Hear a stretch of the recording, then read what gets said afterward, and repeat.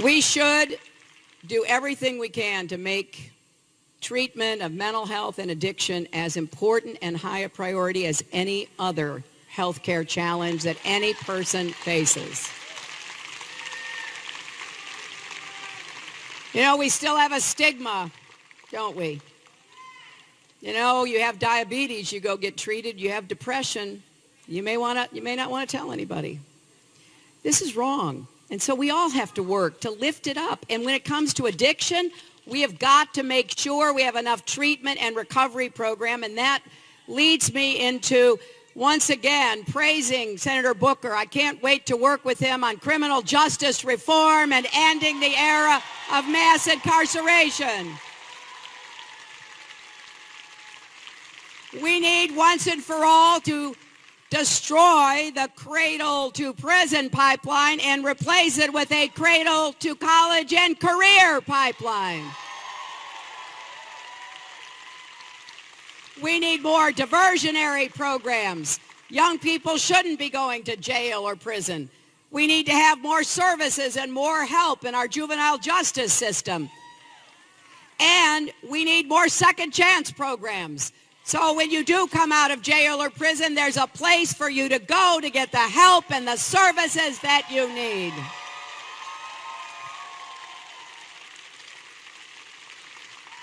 Now, the second test is, can you protect America and lead the world? That's really the commander-in-chief test, isn't it? And I got to tell you, I think that Donald Trump has disqualified himself completely. He has attacked our closest allies. He has said, let's pull out of NATO. He has praised the dictator of North Korea. He's advocated more countries getting nuclear weapons, something that Democratic and Republican presidents alike have worked to prevent for more than 70 years. He has advocated a return to torture, and he has said he wants to ban all Muslims from coming to the United States. This is not just divisive rhetoric, my friends. This is dangerous. It is dangerous. It will make us more vulnerable.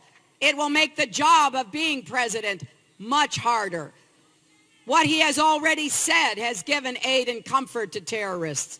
They are using his words in videos to recruit and radicalize people in North America and in Europe and elsewhere.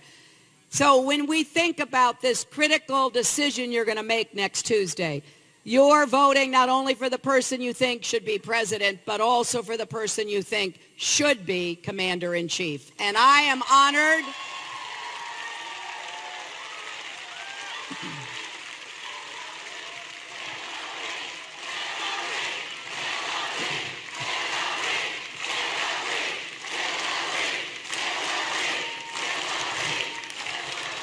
I am so honored to have served as President Obama's Secretary of State in his first term.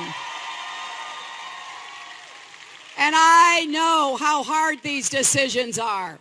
I was in the Situation Room when we were trying to make the decision and advise the president about whether or not to go after bin Laden. There was nothing obvious about that. You had to weigh the intelligence. You had to constantly be asking hard questions about it. Was this big compound in this military garrison town in Pakistan possibly the hideout of bin Laden? And we went round and round, over and over. I was part of that small group. And finally, we got to the end where the president sat at the head of the table and asked every one of his advisors to please tell him what their opinion was. And people who I deeply respect, with lots of experience, had different views. Some said, no, the intelligence is not good enough, we shouldn't try it. Some said, well, it's okay, but I don't want to send in special forces, let's just use a missile. And then the third alternative, which I favored, was I said, we've got to bring bin Laden to justice. This is the best intelligence that we've had. We need to send in a SEAL team so we know whether or not we got him.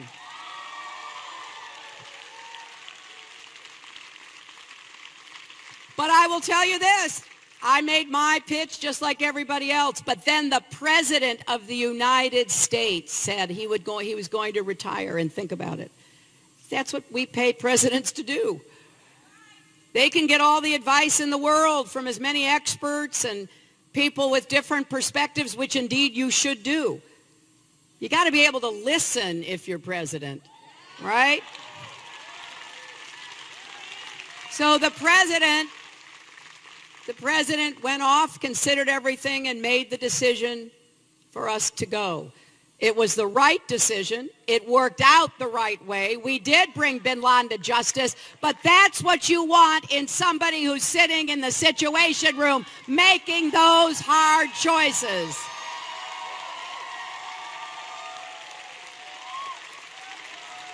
Now, finally, the third test I want you to think about is, can the president unify us? And here Donald Trump fails at every turn.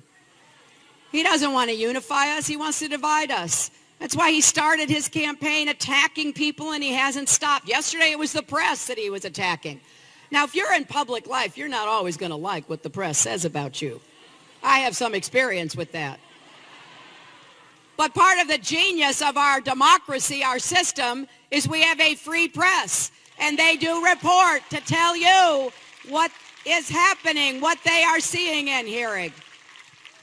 And it's also important that we not let someone near the White House who would take away our rights. I will defend a woman's right to make her own health care decisions.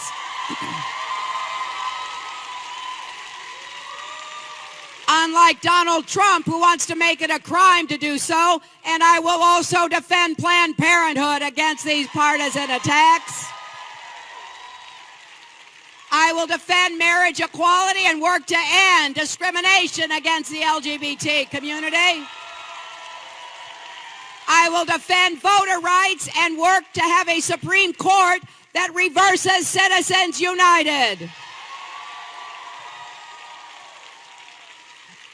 I will defend the right to organize and bargain collectively for unions in our country.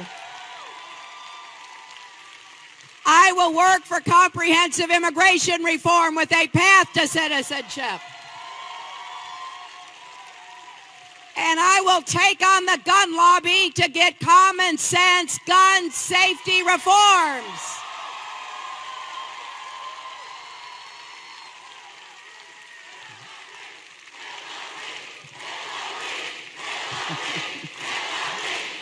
So, I can't do any of this without your help.